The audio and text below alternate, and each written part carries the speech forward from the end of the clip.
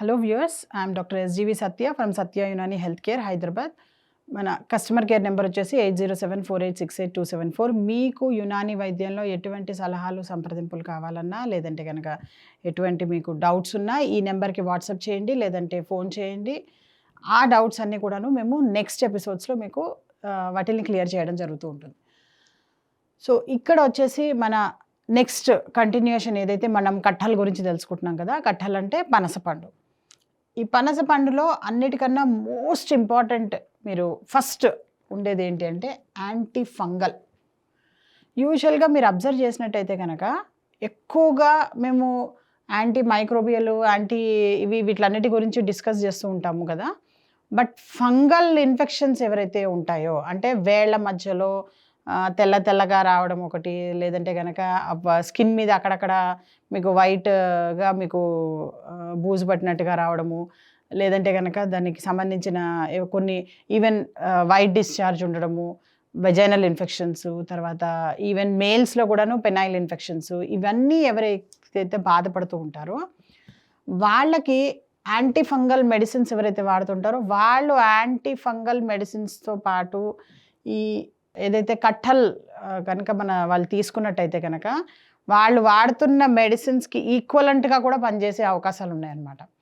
వారి యొక్క fungal infection యొక్క గ్రేడ్స్ని బట్టి, దాని యొక్క ఇన్ఫెక్షన్ యొక్క ఉధృతిని బట్టి మనము ఒకవేళ చాలా తక్కువ దీనిలో ఉంది, ఇప్పుడిప్పుడే ఇన్ఫెక్షన్ స్టార్ట్ అవుతుంది అంటే కనుక కేవలం కట్టలు తిన్న వాళ్ళు యాంటీ ఫంగల్గా పనిచేసి అది ఫంగల్ ఇన్ఫెక్షన్ తగ్గిపోయిన వాళ్ళు కూడా ఉన్నారు. అయితే యునాని మెడిసిన్లో కేవలం పండు ఒకటే కాదు, మేము ఆ చెట్టు యొక్క రూట్స్ని యూజ్ చేస్తాము, తర్వాత లీవ్స్ని యూజ్ చేస్తాము, తర్వాత బార్క్ని యూజ్ చేస్తాము. ఇలా చెప్పుకుంటూ పోతే కనుక దానికి ఎన్నో రకరకాల యూజెస్ ఉన్నాయి.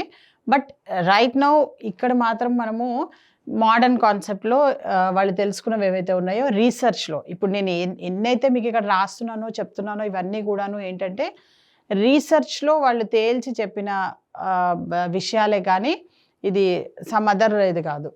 అయితే యాంటీ కార్సినోజెనిక్ కూడా ఇదనమాట. ప్రతి పండులోనూ యాంటీ కార్సినోజెనిక్ అని చెప్పి ఇంచుమించుగా చెప్తున్నారు. మరి అన్ని పళ్ళు క్యాన్సర్కా అంటే ఎస్, క్యాన్సర్ పేషెంట్స్ డైలీ కనీసం 5 రకాల పళ్ళు తినాలి. తిన్నట్టయితే కనుక వాళ్ళ క్యాన్సర్ అన్నది వాళ్ళకి కంట్రోల్లోకి వచ్చేస్తూ ఉంటుంది. సో ఇంకా చెప్పాలి అంటే కనుక ప్లేట్ పెట్టుకొని కుక్డ్ ఫుడ్ సగం అయితే కనుక మిగతా సగం మొత్తం ఫ్రూట్సే నింపేయాలి వాళ్ళు ప్లేట్లో. అలా కనుక ఫ్రూట్స్ బాగా తిన్నట్టయితే కనుక క్యాన్సర్ పేషెంట్స్ చాలా చక్కగా వాళ్ళకి క్యాన్సర్ అనేది కంట్రోల్లోకి వచ్చేస్తూ ఉంటుంది.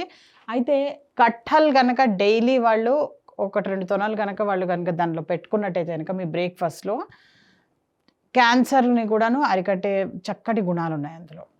అంతేకాకుండా యాంటీ మైక్రోబియల్, కేవలం యాంటీ ఫంగలే కాదు, ఇది రకరకాల మైక్రో ఆర్గానిజమ్స్ ఏవైతే ఉన్నాయో వాటిలన్నిటి నుంచి ఫైట్ చేయడానికి కూడా చాలా చక్కటి బలాన్ని మనకి పోషక విలువల్ని ఇచ్చే ఫ్రూట్ ఇది. అలాగే యాంటీ ఇన్ఫ్లమేటరీ, అంటే ఎక్కడెక్కడ బాడీలో ఇన్ఫ్లమేషన్ ఉంటుందో, అంటే ముఖ్యంగా చెప్పాలి అంటే కనుక ఈ ఆర్థరైటిస్ ప్రాబ్లం ఉన్న వాళ్ళకి, ఎందుకంటే దీనిలో కాల్షియం కూడా చక్కగా ఉంటుంది కాబట్టి ఎవరికైతే ఆర్థరైటిస్ ప్రాబ్లం ఉందో వాళ్ళు చక్కగా ఈ పనస తొనలు కనుక తిన్నట్టయితే చాలా మంచిది. అంతేకాకుండా ఇంకోటి ఏంటంటే ముఖ్యంగా చెప్పాలి అంటే కనుక హైపోథైరాయిడిజంలో ఎవరైతే థైరాక్సిన్ ట్యాబ్లెట్స్ వాడుతూ ఉంటారో ఆ ట్యాబ్లెట్ యొక్క మెయిన్ సైడ్ ఎఫెక్ట్ ఆస్టియోపోరోసిస్ కాబట్టి ఆ ట్యాబ్లెట్ తినేవాళ్ళు ప్రతి ఒక్కరూ ఈ పండుని డైలీ కనుక తీసుకున్నట్టయితే కనుక బోత్ అటు జాయింట్ పెయిన్స్ రాకుండా చేస్తుంది and at the same time calcium ఏదైతే బాడీకి కావాలో అది కూడా అందిస్తూ ఉంటుంది చక్కగా. అలాగే వూండ్ హీలింగ్లో కూడా బాగా హెల్ప్ చేస్తుంది. వీటి లీవ్స్ని కూడా మేము వూండ్ హీలింగ్లో యూజ్ చేస్తుంటాము. తర్వాత రకరకాలుగా మేము ఏవైతే ఈ స్కిన్ డిసీజెస్ ఉంటాయో వాటిలో కూడా యూజ్ చేస్తుంటాము. అండ్ ఇన్ పర్టికులర్లీ ఎవరికైతే వూండ్ హీలింగ్ అన్నది తక్కువగా ఉందో, వూండ్ హీలింగ్ అంటే కేవలం బయట దెబ్బ తగలడం అదే అని కాదు, లోపల పొట్టలో అల్సర్స్ ఉన్నా కానీ లేదా ఇంకేదైనా సమ్ అదర్ ప్రాబ్లమ్స్ ఉన్నా కానీ వాటిలన్నిటినీ కూడాను లైక్ హీలింగ్కి సంబంధించిన ప్రాబ్లమ్స్, ముఖ్యంగా డయాబెటిక్ పేషెంట్స్లో హీలింగ్ పవర్ అన్నది చాలా తక్కువగా ఉంటుంది కాబట్టి అలాంటి డయాబెటిక్ పేషెంట్స్లో కూడాను ఇది హీలింగ్ అన్నది చాలా తొందరగా ఫాస్ట్ చేయడంలో మనకి హెల్ప్ చేస్తూ ఉంటుంది అనమాట.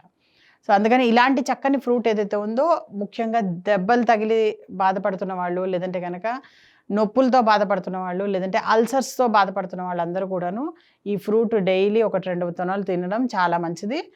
సో అలానే అతిగా కూడా తినకండి, తింటే కనుక డైజెషన్ ప్రాబ్లమ్స్ వస్తాయి.